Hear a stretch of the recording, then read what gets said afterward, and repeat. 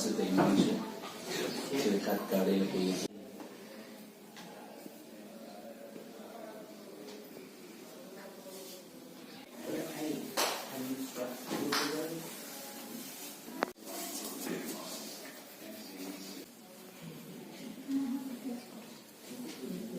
મારું નામ રાજેશ પરમાર છે.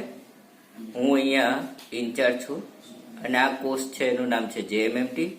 JMMT એટલે કે જાપાનીઝ મેડિકલ મેન્યુઅલ થેરાપી.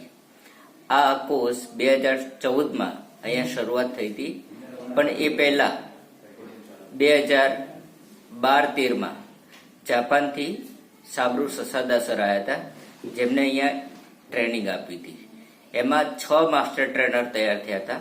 એમાંથી 4 અહીંયા હતા અને 2 દેહરાદૂનમાં હતા. જોકે એમાંથી એક પણ અત્યારે હાજર નથી. એક છે અમારી પાસે આવે છે.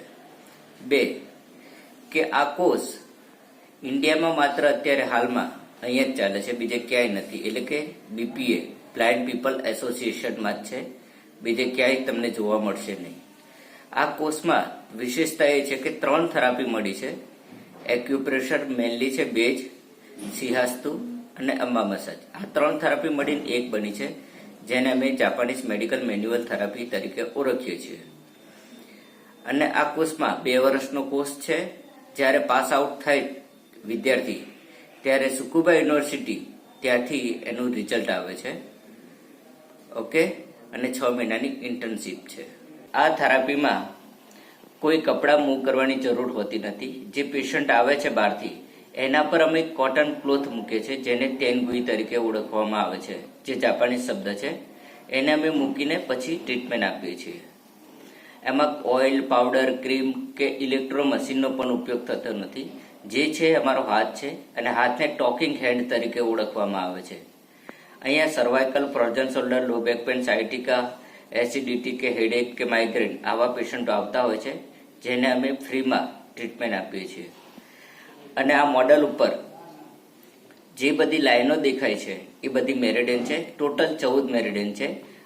હાથ અને પગમાં થઈને 12 અને 2 સેન્ટરમાં એમ કરીને 14 છે. એની પર ડોટ જે બધા છે સફેદ, એ એક્યુપ્રેશરના પોઈન્ટ છે. ટોટલ 361 પોઈન્ટ છે. એની બાજુમાં સ્ટીકર પણ આવેલું છે.